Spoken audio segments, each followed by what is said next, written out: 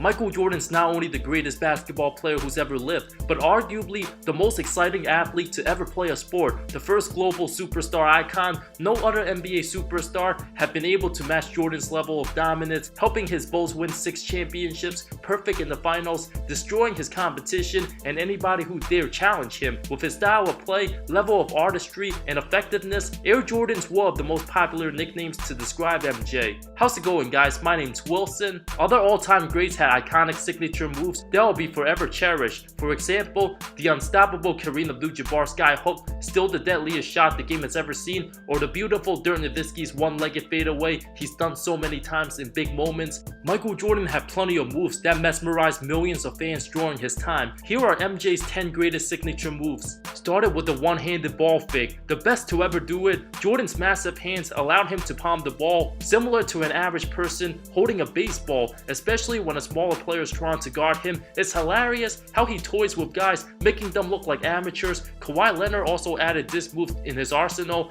Jordan's hand length is about 8.95 inches, his hand span over 11 inches. Normal for someone who is 7'9". There's only a few players today who have bigger hands than Jordan. Almost all of them are either power forwards or centers. Those ball fakes mix his defender off balance. A lot of times they bite forward, allowing Mike to penetrate, explode to the basket, or knock down the open shot. Able to squeeze the basketball like an orange gives him a massive advantage. Combined with his length, makes it nearly impossible for a defender to snatch it away. One of his iconic moments, getting the steal against the Orlando Magic, act like he was gonna shoot it with a big guy next to him, pretended to pass, fell for the fake, leading for an open jumper, leaving his defenders lost and confused. If Jordan was playing in today's NBA out the perimeter ISO style, he would absolutely destroy anybody who had the guts to defend him and make every one of his defenders look foolish. Even when he declined in athleticism during his Wizards years, those fakes still came in handy, giving him more room to operate. There has never been a guard in NBA history to display those one-hand fakes as effectively as Jordan. Eyes closed free throws, the king of trash talk, also the king of backing up every word on the hardwood. Jordan was so confident, he occasionally taunted his opponents, knowing he was better than every one of them. Even made a free throw with his eyes shut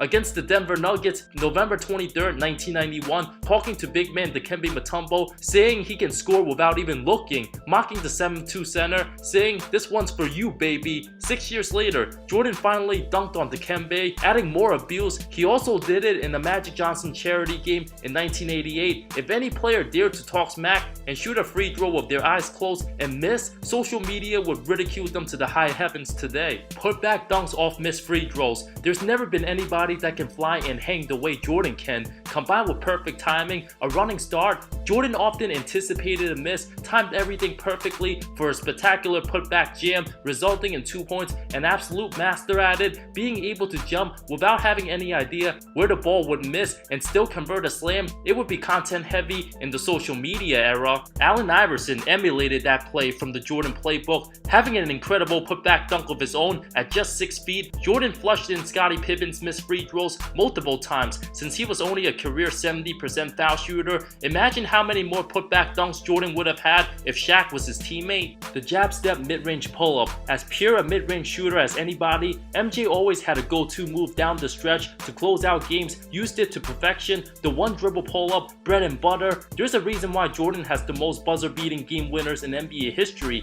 His balance, always in rhythm, absolute beauty to watch. All the moves we've seen from Kobe, he got from MJ. When the defender's up in Jordan's grill, creating a little bit of separation, even by an inch, was all Jordan needed to drain the jumper, whether it was against the Knicks in the playoffs or in the finals, hitting game winners. Every time the Bulls needed a bucket, the pull-up was always there. Coming into the league, his jump shot was his biggest weakness, but with hard work and dedication, Jordan became the best mid-range scorer for his generation and perhaps the game has ever seen. The most reliable shot in the game, especially in crunch time. Other greats that came after him in Kobe Bryant, Kevin Durant, and Kawhi Leonard mastered the mid-range pull-up like a work of art. The fadeaway jumper. All those analytic nerds say the fadeaway shot is lost in today's game and an inefficient shot. A lot of players are amazing athletes today, but simply lack the consistent fundamentals very few have mastered. Just like how Jordan torches guys facing the basket, he was just as deadly with his back to the basket. If he was was gonna have a long, effective career, sustaining his place as the best player in the game for many years, the high-flying dunks weren't gonna last forever,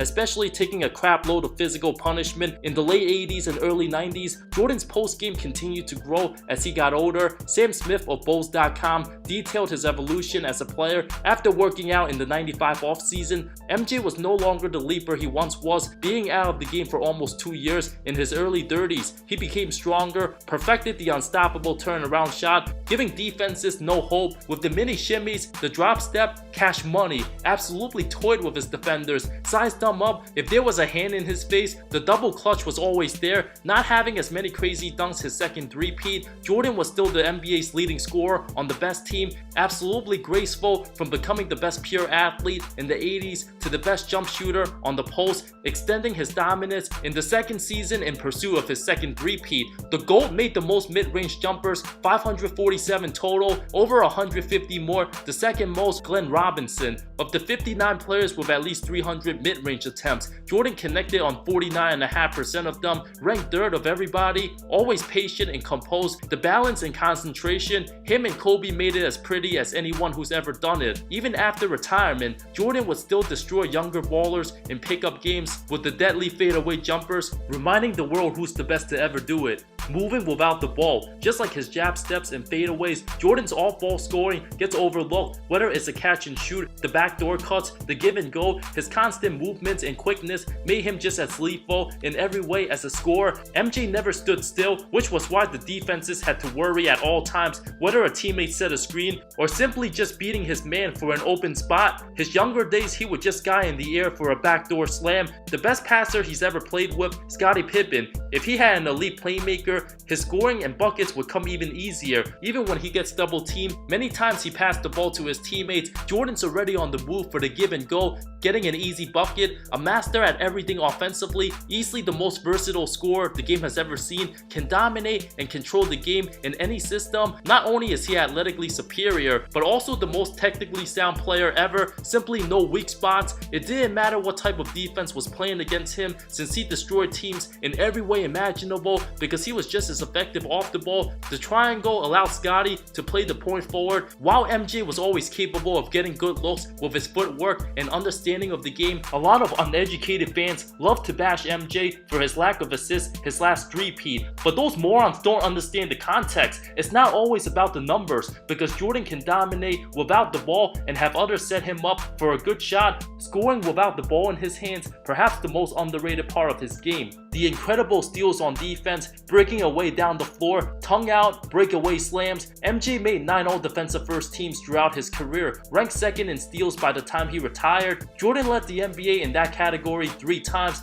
As ferocious a defensive wing anybody has ever seen, after taking the ball away, it was basically over for the opposing team and trying to stop him down the court. Before going in for the dunks, Jordan always had his tongue out. As soon as that happens, everybody knew they were going to witness something special. With insane anticipation and awareness, Jordan's defense was just as great as his offense. Being the fastest and most athletic player on the court in his prime as well, nobody was able to catch him once he got ahead of steam. The leaning sideways dunks, as artistic as anybody, MJ simply had the best hang time, put on absolute clinics in multiple dunk contests of the 80s. It felt like he was floating in the air for a good 5 seconds. During his younger years, Jordan was the first player to put on this type of display, putting his body sideways for the finish, especially going baseline. The ferocious dunks opened up the creativity for future athletic stars like Kobe Bryant, Vince Carter, and Russell Westbrook. All had similar dunks to MJ, with their bodies sideways in the air attacking the basket. The rock the cradle slam dunk. Most athletes simply don't have the hang time and the large hands to be able to rock the cradle like Jordan. Displaying his talents on the break during his Carolina days made him the most entertaining college player of the 80s. Continued his flashy display his first couple seasons with Chicago. Those oohs and ahs moments make you fall out of your seat. The only other player to have done the cradle in the game before Jordan, Dr. J, who MJ modeled his game after, During the 80s, Irving had the ton of hop jams. Dominique Wilkins, the double clutch insane windmills, Michael Jordan's in-game special, the cradle, the finesse, rocking the ball from one side of his body to the other, picture perfect for the cameras. Absolutely astonishing. The mid-air switch of directions, change of hands, reverse layups, up and under. Every time Jordan attacked the basket, when there were two guys waiting, switching direction with the ball with the other hand while still in mid-air, finishing the sequence with an acrobatic layup, the prettiest finish around the basket anyone has ever seen. His most notable, Game 2 against the Lakers of the 91 finals, the definition of hang time. During a streak of 13 made field goals, MJ was so hot, instead of just dunking the ball, he decided to challenge himself.